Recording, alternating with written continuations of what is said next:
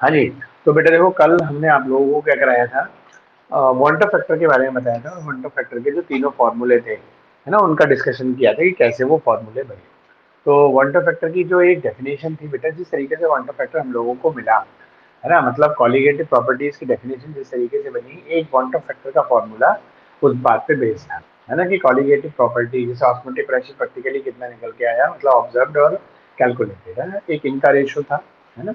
एक हमारे पास कि भाई प्रैक्टिकली और थ्योरेटिकली में अंतर क्यों आ रहा है, डिफरेंस क्यों आ रहा है ना, वो चेंज क्यों है, उसका रीजन क्या निकला, एसोसिएशन या डिसोसिएशन।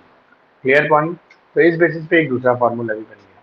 क्लियर। और कॉलीगेटिव प्रॉपर्टीज में भाई गिवन मास बदल सकता है, वॉल्यूम बदल सकता है, मास ऑफ द सॉल्वेंट बदल सकता है, बट जो मॉलिक्यूलर मास या molar mass of the solute है वो नहीं बदल सकता, है ना, उसके मोल्स वगैरह जो है ना, समझना क्यों, मतलब मोल्स बदल सकते हैं बट उसका मोलर मास नहीं बदल सकता।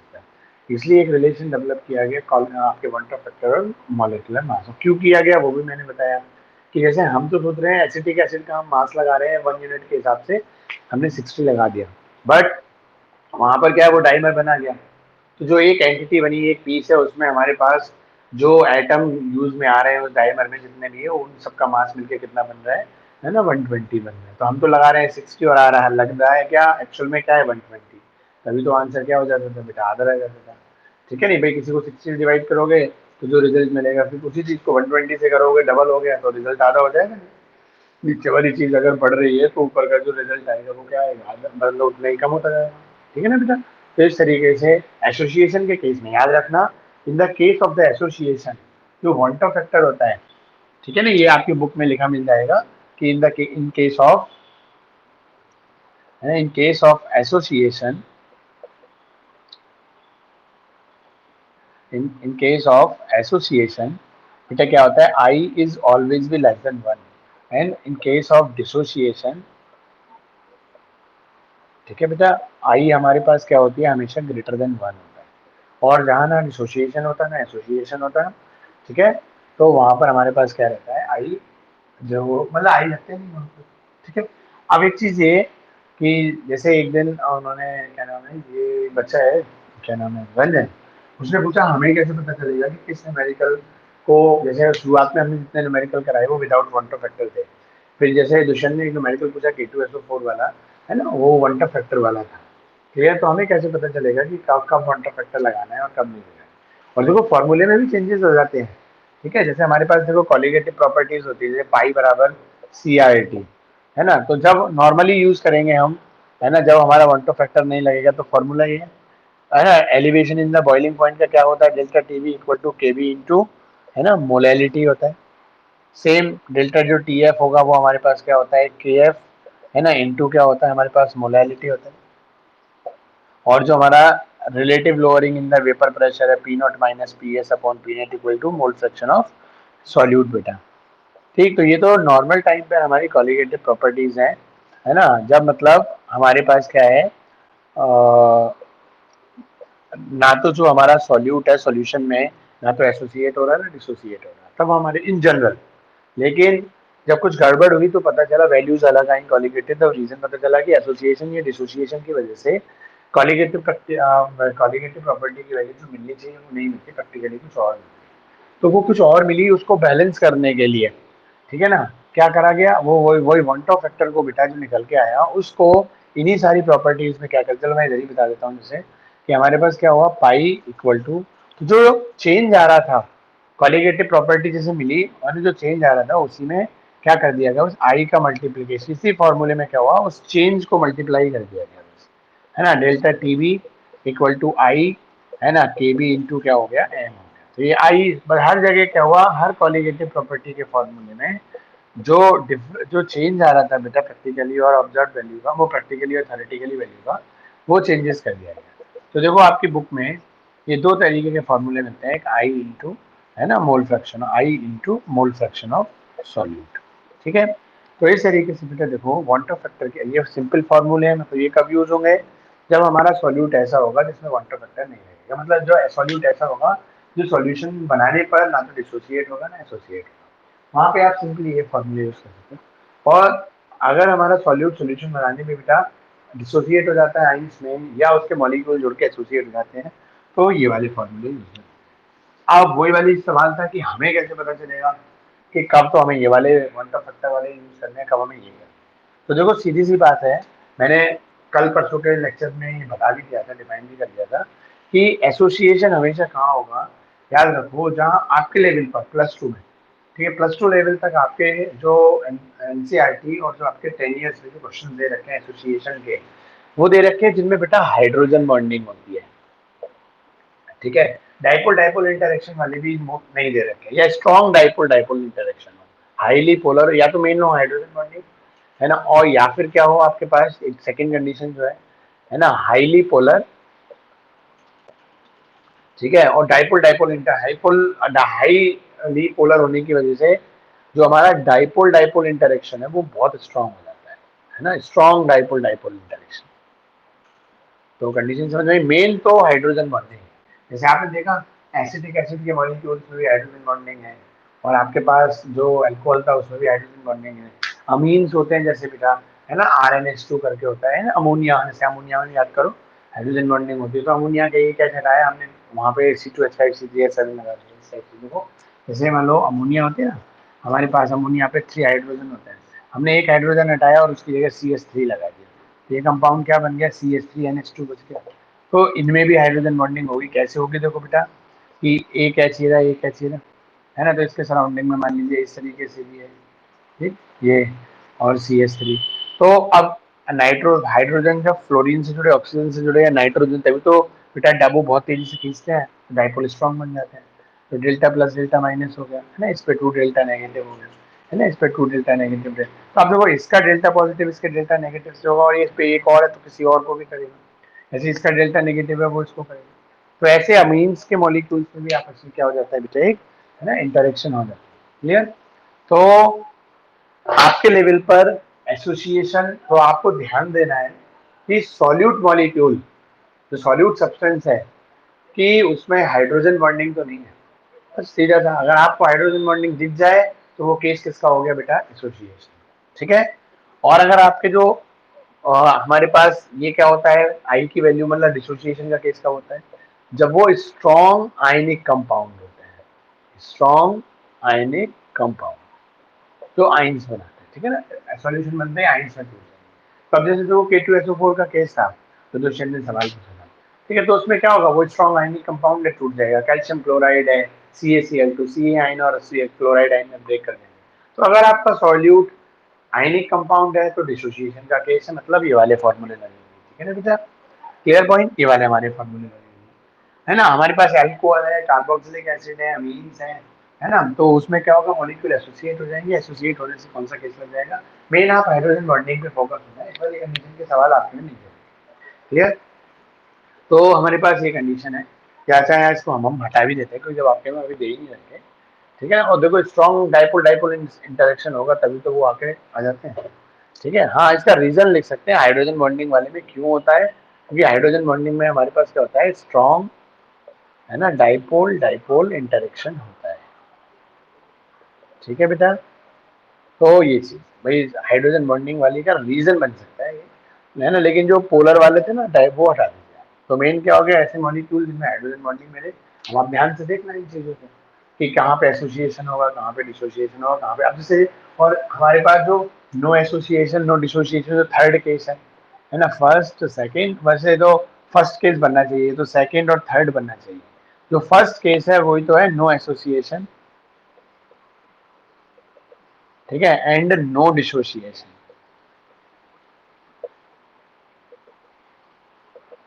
उनकी कंडीशन क्या है, जितने बेटा बायोमोलिक्यूल्स होते हैं या पॉलीमर होते हैं, ठीक है, जितने भी बायोमोलिक्यूल्स या पॉलीमर, क्लियर, वो हमारे किस में आते हैं, वो हमारे, है ना, इस कैटेगरी में आते हैं, नो एसोसिएशन नो डिसोसिएशन। जैसे आपने ग्लूकोज, फ्रक्टोज, लैक्टोज, माल्टोज, ये पुराने लेक्चर में हो चुका है, ठीक है ना।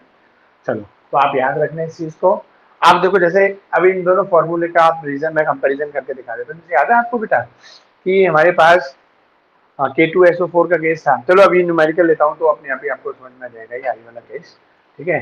तो ये चीजें थी, तो बेटा देखो ये अब तक हमने 5 to 10 मिनट्स में, है ना, क्या करा, जो अब तक हमने लेक्चर्स में वॉन्टर फैक्टर के बारे में पढ़ाया था आपको, ठीक है, वो सब हमने आपको रिवाइज करा दिया। अब देखो इन चीजों पे न्यूमेरिकल मैंने आपसे कहा ना, जो 3 फॉर्मूले होते हैं, है ना, वो हमें मतलब वॉन्टर फैक्टर कैसे निकालना है, आई की वैल्यू कैसे निकालनी है, वो आपको और उसके 3 ही फॉर्मूले जो कल पढ़ाए, वो कैसे न्यूमेरिकल्स में दिए होते हैं, गिवन होते हैं, आपको आइडेंटिफाई करके आई निकालना होता है, वो हम देखते हैं। ठीक है, चलो तो ध्यान से देखना।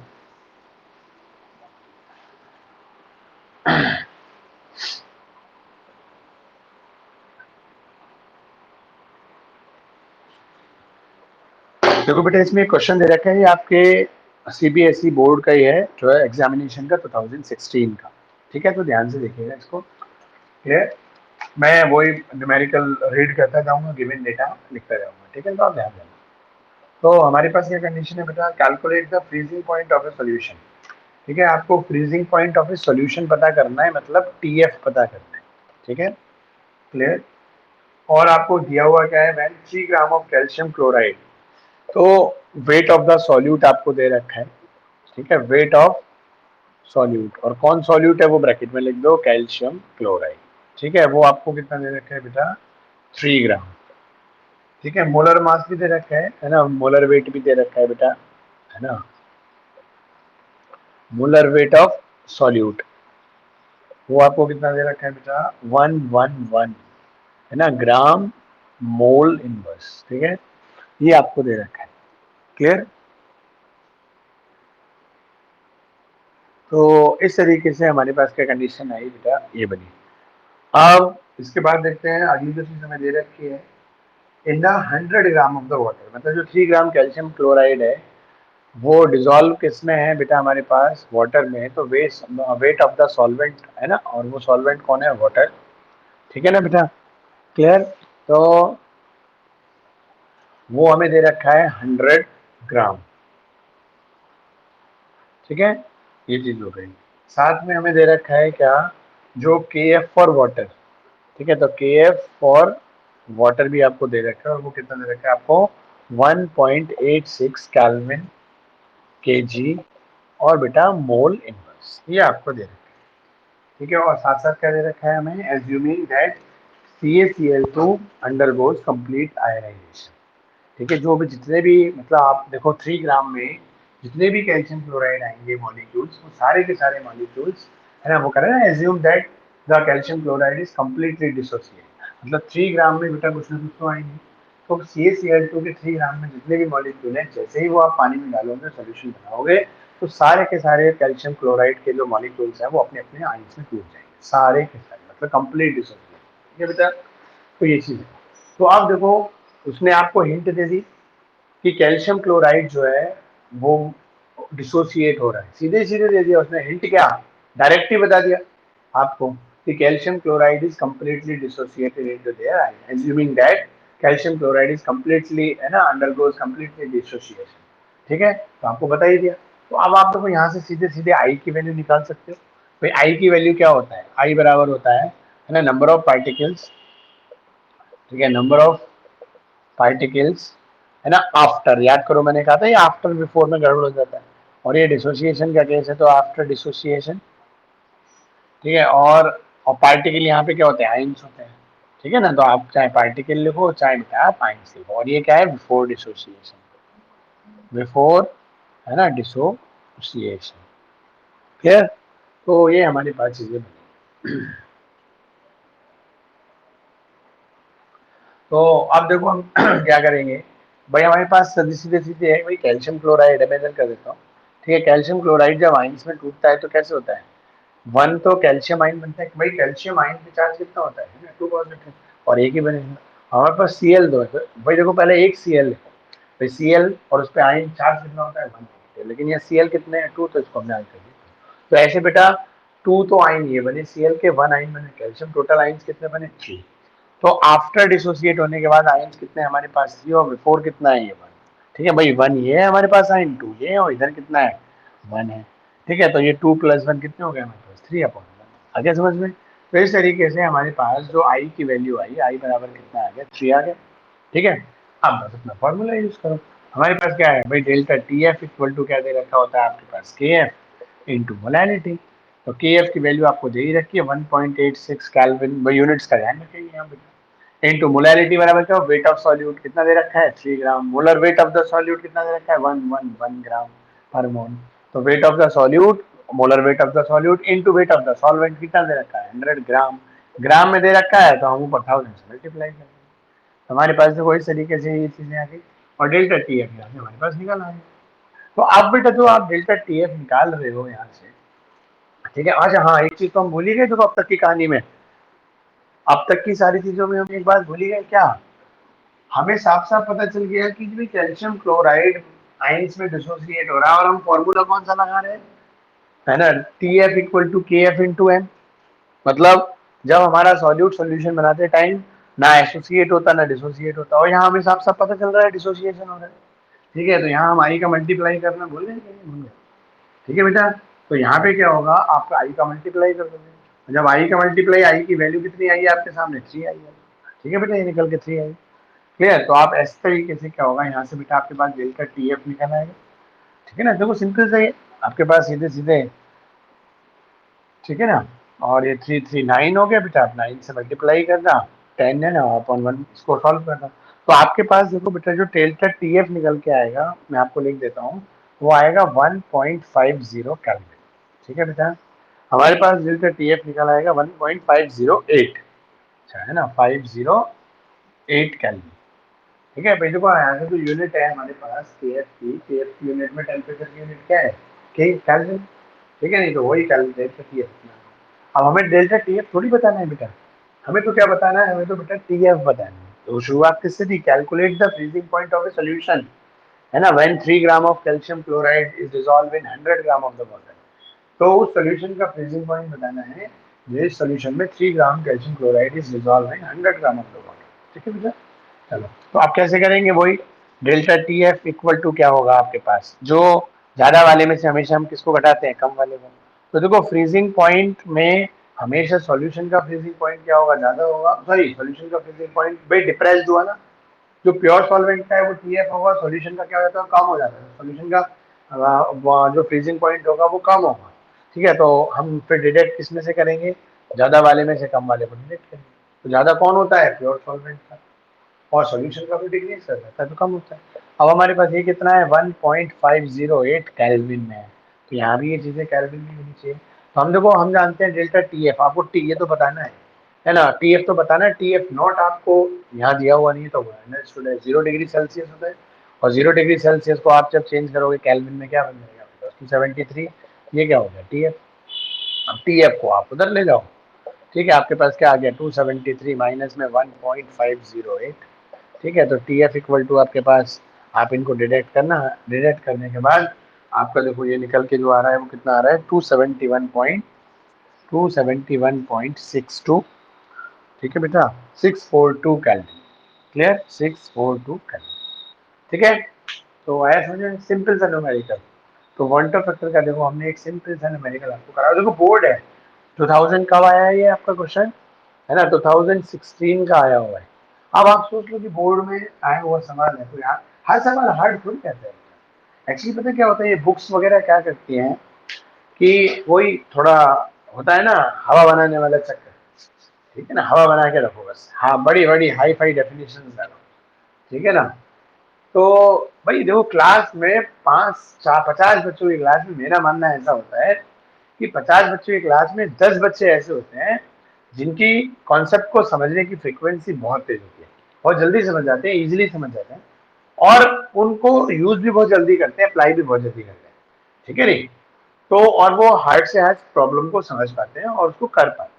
लेकिन 40 बच्चे जो होते हैं ना 50 में, वो सादा सादा चीजों को समझने में टाइम ले लेते हैं, ठीक है। तो अब आप देखो मैं भी अभी बोर्ड के केवल वही क्वेश्चन चूज कर रहा हूँ आप लोगों को समझाते टाइम जो इजी है, ज्यादा हार्ड नहीं है, थोड़ा बहुत इनडायरेक्टली डाटा दे रहे हैं। और आप देखना मैं आपको इसके 10 ईयर्स भेजूंगा, मैंने वो किसी बच्चे से एमटीजी के क्वेश्चंस के वो मैंने फोटो खिंचवा के मंगा लिए, ठीक है नहीं। तो आप देखना इन कॉलिगेटिव प्रॉपर्टीज में मेरे ख्याल से शायद 30-35 सवाल मिलेंगे 10 साल में, है ना, 30-35 सवाल होंगे, 40 सवाल होंगे ज्यादा से ज्यादा, क्लियर। और उस 40 सवाल में मुश्किल से 10 सवाल होंगे या 50 मान लो तो 50 में मुश्किल से 10 सवाल होंगे, ठीक है, मतलब विदाउट वांट ऑफ फैक्टर वाले सवाल भी और वांट ऑफ फैक्टर वाले भी, सारे मिला लो मुश्किल से 50 सवाल है जो आपके 10 ईयर्स में आए हैं अब तक, 10 साल में, वो इस टॉपिक से कॉलिगेटिव प्रॉपर्टी न्यूमेरिकल की बात कर रहे हैं।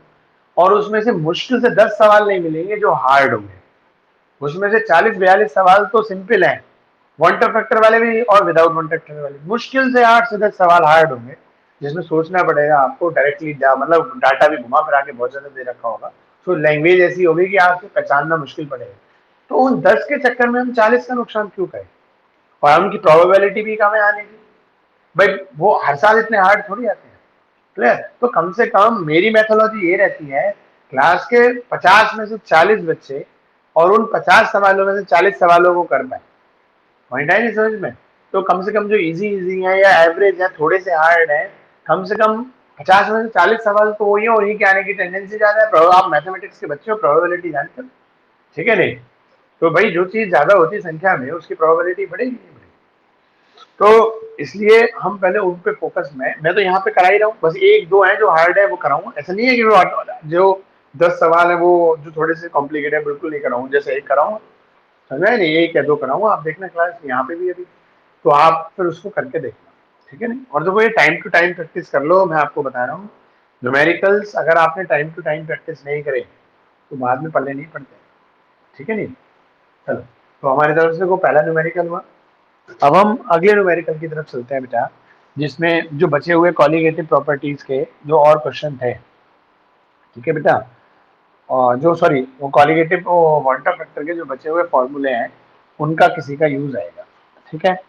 चलो, अब देखो ये वाला जो क्वेश्चन है ये भी 2009 का है, और ऑल इंडिया में भी आया है, और हमारे पास बेटा फॉरेन के जो सेट होते हैं उसमें भी है, ठीक है। तो ध्यान से देखना, अब इस वाले क्वेश्चन को जो करा रहा हूँ मैं आपका, calculate the freezing point depression, ठीक है, calculate the freezing point depression, ठीक है, एक्सपेक्टेड फॉर, आपको कैलकुलेट करना है freezing point depression, freezing point में कितना डिप्रेशन आया वो आपको कैलकुलेट करना है, ठीक है बेटा, क्लियर।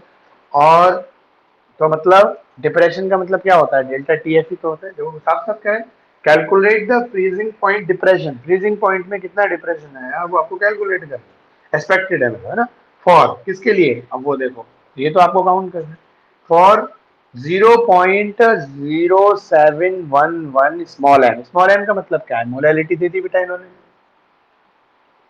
तो मोलैलिटी और किसकी होती है, मोलैलिटी तो हमेशा सॉल्यूशन की होती है, सॉल्यूट या सॉल्वेंट की तो होती नहीं बेटा, क्लियर। तो आपको एक चीज दे दी इन्होंने, मोलैलिटी है ना, एक्वस सॉल्यूशन ऑफ Na2SO4, ये क्या है, सॉल्यूशन जो है वो किसका है, तो मैं चलो पूरा ही लिख देता हूँ आपको थोड़ा कंफ्यूजन ना हो, molality of aqueous solution of किसका दे रखा है बेटा, Na2SO4, क्लियर। तो molality of aqueous solution of Na2SO4 वो आपको कितनी दे रखी है, 0.0711 है ना मोलर, ठीक है। स्मॉल एम का मीनिंग क्या होता है, मोलर।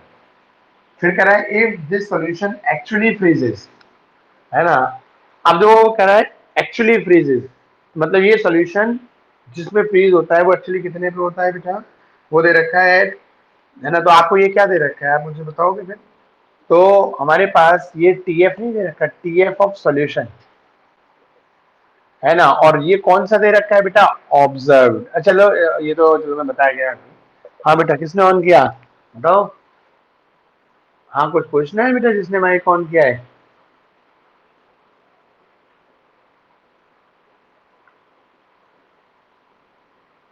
ये सबसे लास्ट में कौन बच्चा है, सुमित,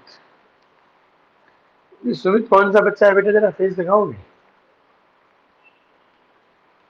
हाँ जी मानो आप, अच्छा आप हो, लॉकडाउन में पूरे बाल सही करा रखे हैं तुमने, चलो बढ़िया।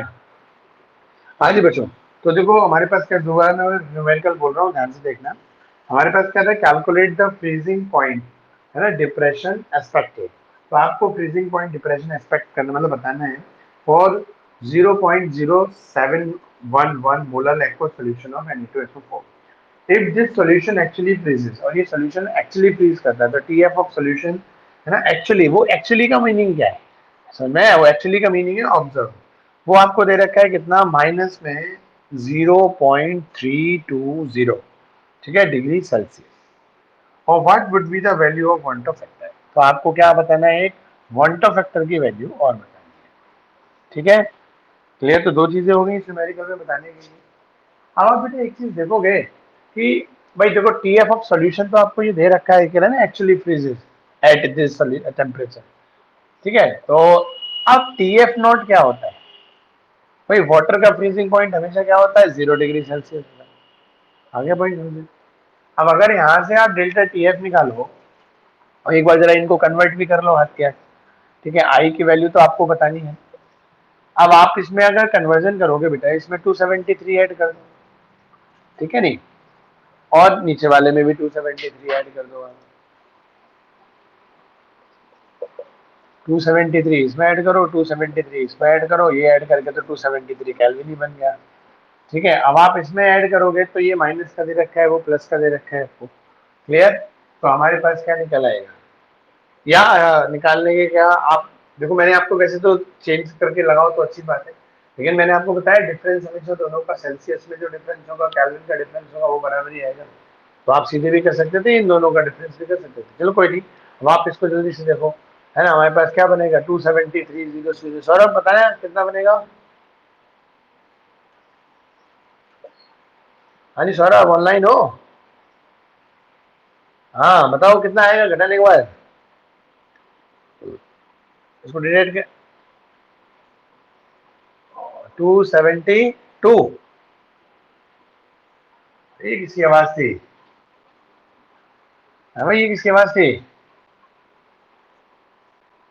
तो तुम्हारी आवाज, हाँ बोलो बोलो,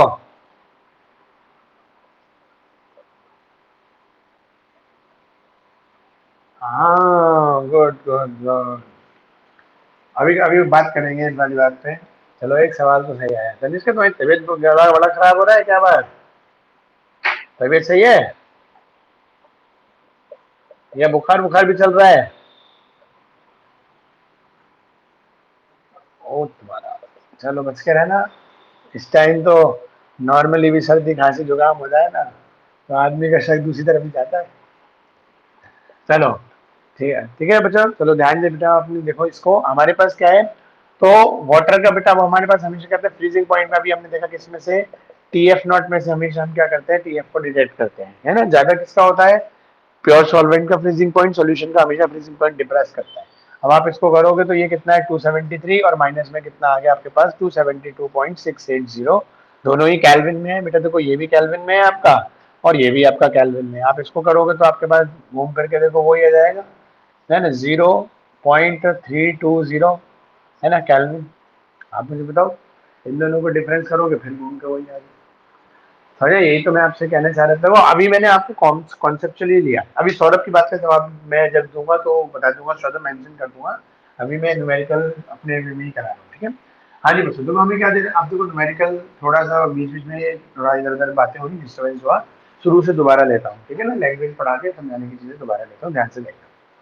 हमें दे रखा था कैलकुलेट द, है ना, ये देखो उसने क्या, मैं दोबारा बोल रहा हूँ, calculate the freezing point of depression, ठीक है, एक्सपेक्टेड फॉर, आपको calculate the freezing point depression, आपको कांस्टेंट मतलब फ्रीजिंग पॉइंट जो डिप्रेशन है वो आपको एक्सपेक्ट जो होगा, मतलब बताना है, एक्सपेक्टेशन जो है ना बताना है ना, वो कैलकुलेट करना है, किसके लिए, for 0.0711 molal aq solution of K2SO4। तो इतनी मोलैलिटी का एक एक्व सोल्यूशन है K2SO4 का, उसका आपको डिप्रेशन फ्रीजिंग पॉइंट बताना है कि कितना डिप्रेशन फ्रीजिंग पॉइंट आ सकता है, तो डिप्रेशन फ्रीजिंग पॉइंट मतलब डेल्टा टीएफ आपको बताना है, क्लियर पॉइंट, ठीक है। और साथ ही क्या दे रखा है बेटा आपको, if this solution actually freezes, और ये जो सॉल्यूशन है वो एक्चुअली जो फ्रीज करता है वो कितने पे करता है, उसको जो है ना माइनस में 0.320 डिग्री सेल्सियस पे वो सॉल्यूशन फ्रीज करता है। तो इस सॉल्यूशन का आपको फ्रीजिंग पॉइंट आपको दे रखा है, ठीक है, इस सॉल्यूशन का फ्रीजिंग पॉइंट बेटा आपको दे रखा है, क्लियर। चलो इससे आगे बढ़ते हैं, और आप जानते हो वाटर है एक्व सॉल्यूशन है, तो वाटर का फ्रीजिंग पॉइंट 0 डिग्री होता है। तो हमें ये जो सब बेटा फ्रीजिंग पॉइंट दे रखा है, ये सॉल्यूशन का ही तो दे रखा है, तो सॉल्यूशन का दे रखा है टीएफ, तो मैंने इस सॉल्यूशन का क्या निकाल दिया, ये निकाल लिया डेल्टा टी एफ आ गया। क्या यही है डेल्टा टी एफ? क्या डेल्टा टी एफ बेटा ये यही है? समझ में नहीं? अभी देखो और एक दूसरी चीज देखो, अगर आप डेल्टा टी एफ एक तरीके से हम और निकाल सकते हैं, कैसे? है ना, के एफ और इनटू में क्या होती है, मोलैलिटी होती है। Clear point. और के एफ, अच्छा हाँ, इसमें एक चीज और दे रखी थी, वो हम आपको लिखना भूल गए, के एफ भी बेटा इसमें दे रखा था, वो मैं भी डायरेक्ट बता देता हूँ ना। तो के, या आपको लिख ही देता हूँ यहाँ पे साइड में, आपको जो दे रखा है ना, के एफ फॉर वाटर, वो आपको दे रखा है 1.86, ठीक है, 1.86 केल्विन केजी मोल इनवर्स, ठीक है, ये आपको दे रखा है। तो अब आप देखो बेटा, आपके पास डेल्टा टी एफ यहाँ से जो निकल के आया, कितना निकल के आया, ये डेल्टा टी एफ ही तो निकाला है आपने, T F not minus T F. Clear? तो आपके पास ये आ गया डेल्टा टी एफ नॉट, है ना, ये आपने सॉरी डेल्टा टी एफ लगा दिया। के एफ की वैल्यू दे रखी है ये, मोलैलिटी की वैल्यू दे रखी है वो 0.711, तो निकालना क्या है? सवाल में जो ट्विस्ट है वो समझ में आया आपको? भाई आपको टीएफ यहाँ से देखो, एक टेम्परेचर दे रखा था कि this solution is actually freezes, ठीक है, एट दिस टेम्परेचर। वाटर का बॉइलिंग पॉइंट फ्रीजिंग पॉइंट इतना होता ही है, उसमें ऐड करके हमने ये निकाल लिया, ये निकाल लिया, दोनों को डिफरेंस करेंगे, आपके पास ये आ जाएगा। क्लियर? अब डेल्टा टीएफ निकल के ये आ गया, के एफ आपके दे रखा है या मोलैलिटी आपको दे रखी है, तो फिर निकालना क्या है इसमें? ठीक है, एक चीज याद है, हाँ आई निकालना है एक चीज, चलो गुड। ये कौन बोला आई वाली बात?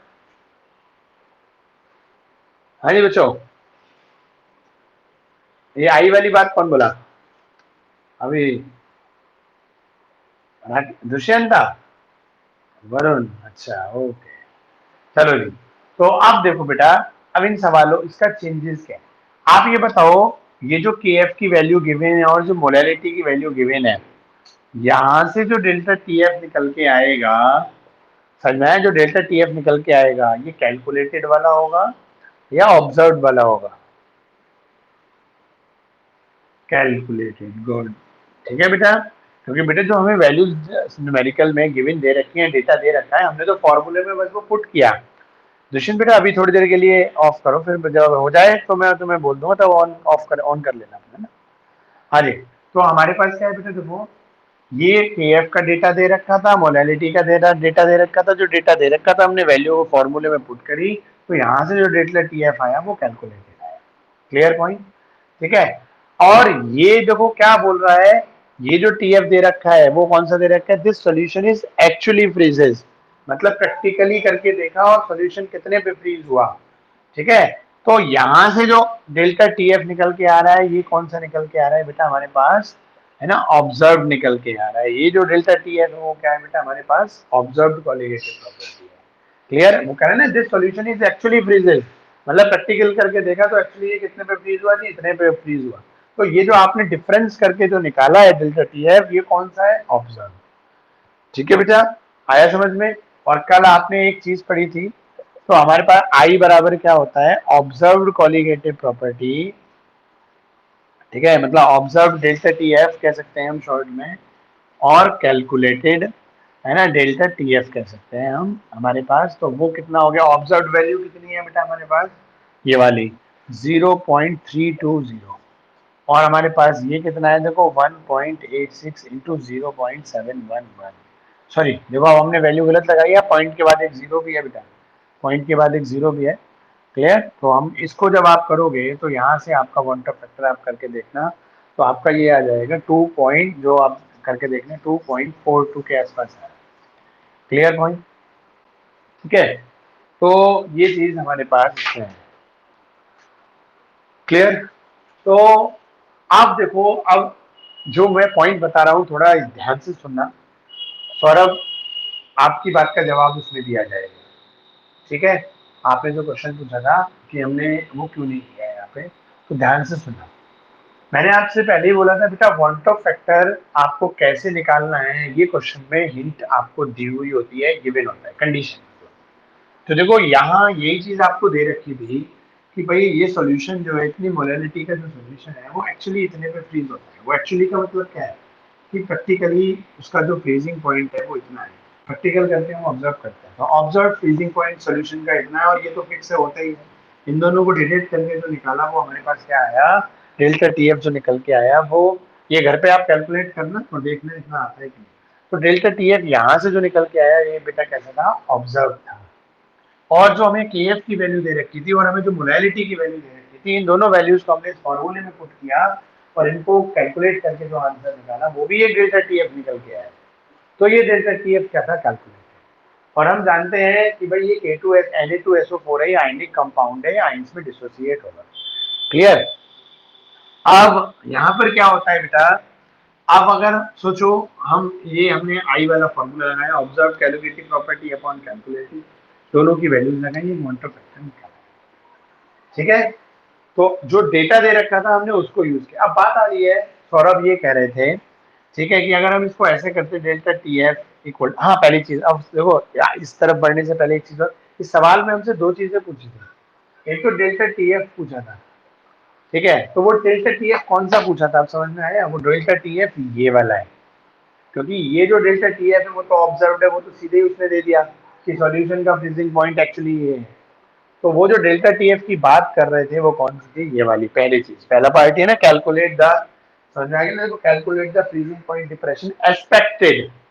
देखो आप वर्ड्स न्यूमेरिकल्स की लैंग्वेज में वर्ड सुनना, वो कह रहा है डेल्टा टी एफ कैलकुलेट, देखो क्या वो दे रखा है, calculate the freezing point depression expected for, इस सॉल्यूशन के लिए जो एक्सपेक्टेड है, एक्सपेक्टेड क्या रियल हो सकता है, मे बी और may not be. Clear point. तो वो एक्सपेक्टेड वाला पूछा था, एक्सपेक्टेड का मतलब वो कैलकुलेटेड पूछा था। तो फॉर्मूले से जो हम निकालते हैं वो एक्सपेक्टेड ही तो होता है, प्रैक्टिकल करके देखते हैं, हाँ जी सेम भी आ सकता है, डिफरेंट भी आ सकता है। और जो एक्चुअल, बट इस मोलैरिटी का जो सॉल्यूशन है जो एक्चुअली फ्रीज होता है, मतलब जो रियल में जिस टेम्परेचर पे फ्रीज होता है वो ये है। तो देखो लैंग्वेज के ये ट्विस्ट होते हैं। तो आप जो है बेटा क्लियर, देखो इन चीजों को समझना सीखो। ठीक है, तो इसलिए उसने डायरेक्टली हमें डेटा इस तरीके से, देखो ये वाला जो डेल्टा टी है वो ये है, और फिर हमने वन ऑफ सेकंड चीज निकालनी थी, वन ऑफ फैक्टर, वो हमने निकाल दी थी। अब बात आई, ये कह रहे थे कि हम ऐसे कर लेते आई इंटू के, वो आई इंटू डेल्टा टी एफ है ना, इंटू मोलैलिटी। ठीक है, तो अब आप यहाँ कौन सी वैल्यू लगाते, देखो पहला ट्विस्ट एक चीज कि आप क्या, और इनका फोकस केवल इस पॉइंट पे था सौरभ का, कि Na2SO4 है, ये सीधे सीधे वही टूटेगा तो 2Na आइन में टूटेगा और 1 सल्फेट आइन में टूटेगा। ठीक है, तो टोटल 2 और 1 कितने हो गए, 3 हो गए। तो हम ये आई की वैल्यू सीधे 3 लगा दें, आई की वैल्यू सीधे 3 हो जाएगी बेटा। अगर अब देखो, और आई की वैल्यू कितनी आ रही है, 2.42, 3 नहीं आ रही। पॉइंट क्लियर है। तो देखो ये चीज इसलिए हमने यूज नहीं करी यहाँ पर, समझ में आया, क्योंकि यहाँ से हम आई लगाते तो आई की वैल्यू यहाँ निकल के क्या जाती है, आप इस फॉर्मूले में क्या, इस वाले में क्या करते, आप सीधे लगा देते। और आई लगा के जो डेल्टा टीएफ निकल के आता है सौरभ बेटा, वो सभी बच्चे समझो, यहाँ अगर मैं मान लो ये आई लगा के चलो कर भी दूं, यहाँ मैं आई का मल्टीप्लाई कर दूं, 3 से मल्टीप्लाई करके एक आंसर निकाल दूं, तो वो जो निकलेगा वो कौन सा होगा, आप मुझे बताओ। वो क्या कैलकुलेटेड होगा कि ऑब्जर्व, ऑब्जर्व्ड होगा। क्योंकि आई से जो हमारी वैल्यू निकल के आती है वो कैलकुलेटेड नहीं होती, वो ऑब्जर्व्ड होती है। और हमसे यहाँ पूछी कौन सी है बेटा, कैलकुलेटेड, ऑब्जर्व तो उसने खुद ही दे रखी है। पॉइंट है कि नहीं समझ में बेटा। तो ये चीज होती है। एक तो चीज ये क्वेश्चन से बेटा देखो ये ट्विस्ट समझाने थे मुझे। अब आओ दूसरी बात, अब वांट ऑफ फैक्टर यहाँ बेटा देखो 3 क्यों नहीं आया भाई, Na2SO4 है, जब ये आइंस में डिसोसिएट होगा तो 2 सोडियम आइन देगा और 1 सल्फेट आइन देगा। तो भाई 2 ये और 1 ये टोटल कितना आना चाहिए, 3। और मैं कल जब तीनों फॉर्मूले आपको पढ़ा रहा था तो आपको कह रहा था और मैंने दिखाया भी था, ठीक है, कि चाहे आप डिसोसिएशन वाले मतलब आफ्टर और बिफोर वाला जो फॉर्मूला है, पार्टिकल आफ्टर बिफोर वाला, आप उससे निकालो, कॉलिगेटिव प्रॉपर्टी से निकालो, नॉर्मल और एबनॉर्मल मॉलिक्यूलर मास से निकालो, आई की वैल्यू सेम आनी चाहिए। तो अगर हम देखें यहाँ पर Na2SO4 की वैल्यू आई वाले वो number of particle after dissociation upon before dissociation से देखें तो 3 आनी चाहिए, और यहाँ इस कॉलिगेटिव प्रॉपर्टी के फॉर्मूले से 2 पॉइंट सेम नहीं आ रही। तो बेटा देखो ऐसा क्यों होता है, साइंटिस्ट लोगों को ये भी प्रॉब्लम ऐसे प्रैक्टिकल ही पता चली। ठीक है, तो ये क्यों होता है अब वो सुनो। देखो बेटा K2SO4 पानी में घुला, आप प्रिडिक्ट प्रॉपर्टी पढ़ चुके हो, केमिकल बॉन्डिंग पढ़ चुके हो, क्या सारे आयनिक कंपाउंड की जो आयंस के बीच का इलेक्ट्रोस्टैटिक फोर्स होता है वो सेम होता है।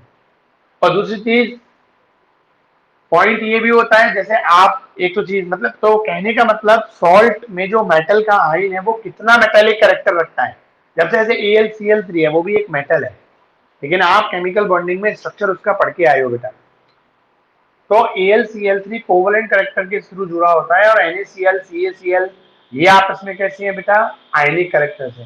पानी में जैसे ही डालेंगे तो आयन्स में जो स्ट्रॉन्ग आयनिक होते हैं वो उतनी जल्दी आयन्स में टूट जाते हैं। भले ही NaCl वो एल्यूमिनियम क्लोराइड वीक फोर्स है कोवलेंट, लेकिन याद करो टूटता किसमें, क्योंकि पानी हाईली पोलर होता है।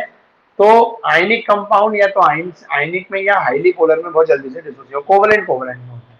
तो इसलिए AlCl3 का जो डिसोसिएशन का रेट होगा वाटर में वो लेस होगा with comparison to the NaCl CaCl2 strong होगा। KCl आगे इतनी बात समझ में।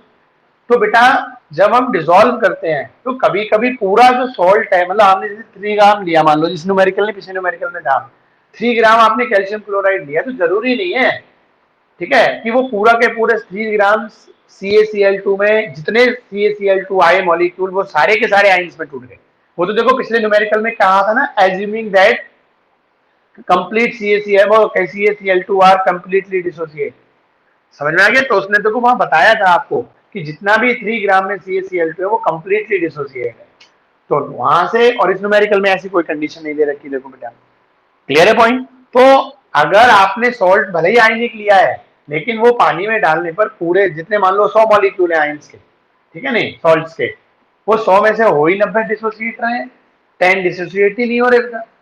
तो जो आयंस ही नहीं बना उस पर क्वांटम फैक्टर कैसे लगेगा, आप ही बताओ मुझे, मेरी बात समझ रहे? क्लियर है? और एक दूसरी का, एक तो कंडीशन ये हुई जो मेटालिक कैरेक्टर पे बेस्ड है, जो कंप्लीटली डिसोसिएशन नहीं हो पाता। एक दूसरी चीज और, जैसे आप कभी देखते हो बेटा, जैसे आपने 1 गिलास पानी लिया, आपने उसमें 1 चम्मच चीनी डाली, घुल गई, दूसरी चम्मच चीनी डाली, घुल गई, डिजॉल्व हो गई। देखिए बेटा, आपने तीसरी डाली, नहीं जम गई, तो आप क्या करते हो, सॉल्वेंट बढ़ा दिया। अगर आपने थोड़ा सा पानी बढ़ा दिया उसमें, और तो जो बची हुई चीनी जो पहले नहीं घुली तो घुल जाती है। तो सॉल्यूट और सॉल्वेंट का जो अमाउंट होता है ये भी डिसोल्यूशन के लिए एक वो क्या करता है, रोल प्ले करता है, कि आपके पास सॉल्वेंट के कितने मॉलिक्यूल हैं, उनके बीच में कितना गैप है, उस हिसाब से सॉल्यूट के मॉलिक्यूल आ जाए। आपने थोड़ा पानी और बढ़ा दिया तो सॉल्वेंट के मॉलिक्यूल और बढ़ गए, तो जो पहले सॉल्यूट के मॉलिक्यूल सॉल्वेंट के मॉलिक्यूल के बीच में स्पेस में सेट नहीं हो पा रहे थे, अब तो सॉल्वेंट बढ़ गए तो वहां सेट हो जाएंगे, सॉल्युबिलिटी बढ़ जाएगी। ठीक है नहीं बेटा? तो कितना सॉल्यूट कितने सॉल्वेंट में है, ये भी इस बात को वो करता है, सॉल्युबिलिटी को इफेक्ट करता है बेटा। और दूसरा वो हमारा आयनिक कैरेक्टर और कोवलेंट कैरेक्टर होना चाहिए। तो कहने का इन दोनों चीजों का अगर मैं कंक्लूजन निकालूं तो कंक्लूजन क्या निकलता है?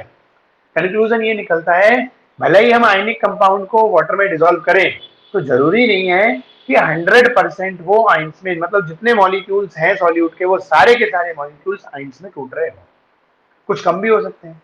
इसको बोलते हैं, पता है क्या, डिग्री ऑफ डिसोसिएशन। इसी से, इस न्यूमेरिकल से मेरा अगला टॉपिक का थ्योरी स्टार्ट हो जाएगा कल।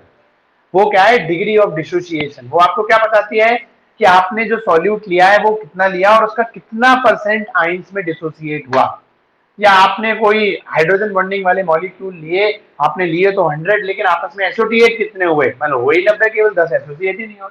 ऐसे आपने 100 NaCl के मॉलिक्यूल लिए, उसमें से 90 डिसोसिएट हुए, 10 हुए ही नहीं। तो जब बेटा डिसोसिएट ही नहीं हुए तो 100, तो फिर ये बताओ, ये जो कंडीशन है ये 100% डिसोसिएशन पर है, समझ है नहीं? तो जब 100% डिसोसिएशन होगा कोई भी आयन का या एसोसिएशन होगा, तो आप चाहे इससे निकालो चाहे इससे निकालो, आई की वैल्यू बराबर आएगी। अब ये जो चीज है ये तो 100% डिसोसिएशन ये तो नहीं है, ये तो प्रैक्टिकली है। मान लो 100 में से 90 हुए तो क्वांटम फैक्टर तो उसी पे बेसिस पर निकल के आएगा, आगे नहीं समझ में आएगी। देखो अगर इसको हम वैसे भी देखें, जैसे यहीं से देख लो आप, मैं इसी समझाने की कोशिश करूं, जैसे हमारे पास अगर ये 100% डिसोसिएशन हो बेटा, है ना, दिख रहा है, ज्यादा छोटा तो नहीं है बच्चों? देखो 100% अगर डिसोसिएशन है, मान लो मैंने 10 मॉलिक्यूल्स लिए, मेरे पास सॉल्ट के ये 10 हैं, है ना, 100% हो रहा है, मतलब सोचो अगर एक है तो एक सॉल्ट से 2 सोडियम आयन मिल रहे हैं और एक सल्फेट आयन मिल रहा है। तो अगर मैं 10 मॉलिक्यूल लूंगा और सारे के सारे टूट जाएंगे, तो मुझे एक सन Na2SO4 से 2 सोडियम मिल रहे हैं, तो मुझे 10 से कितने मिलेंगे, ये 20 सोडियम आयन मिलेंगे कि नहीं मिलेंगे? और सल्फेट आयन कितने मिलेंगे बेटा मुझे, 10 सल्फेट आयन मिलेंगे, इतनी बताओ मुझे। Clear point?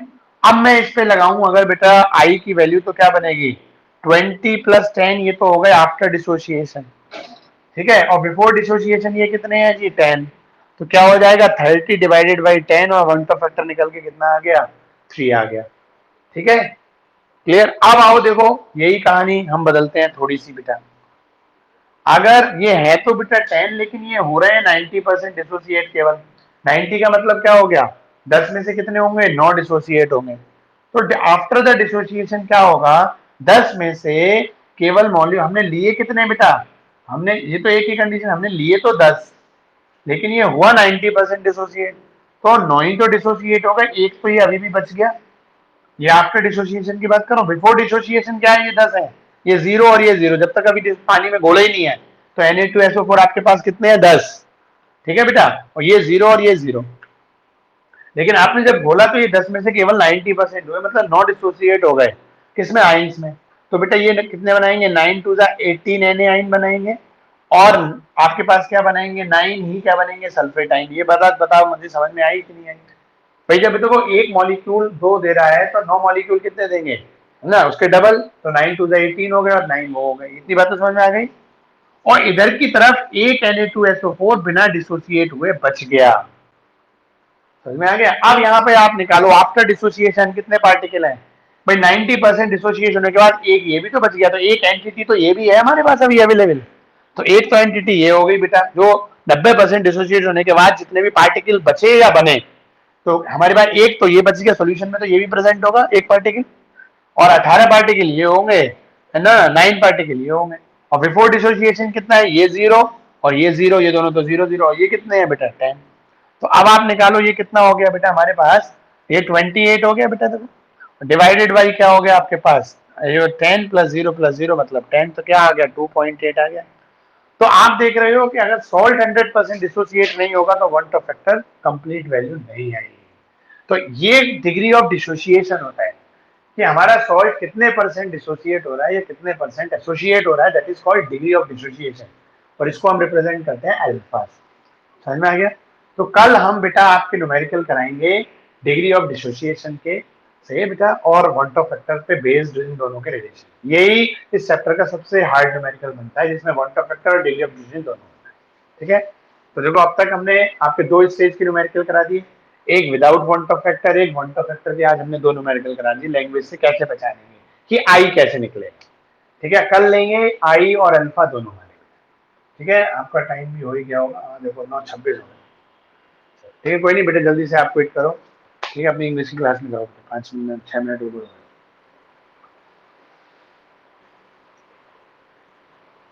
अरे बेटा वही हो जाता है, मैं पक्का अभी तो इंग्लिश करो है ना, मैं आज शाम में आप मुझे 5 5 बजे तो मैं +2 की क्लास लेता हूँ, आप मुझे ऐसा करना 6:15 बजे कॉल ही कर लेना आप मुझे, ठीक है ना बेटा, 6:15 आप मुझे कॉल कर लेना, मैं कल तो फ्री था बट भूल गया।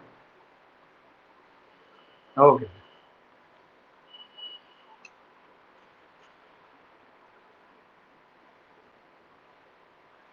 बच्चों, जल्दी क्विट करके अपनी इंग्लिश क्लास में जाओ, थोड़ा टाइम ओवर होता है। हाँ बोलो बेटा।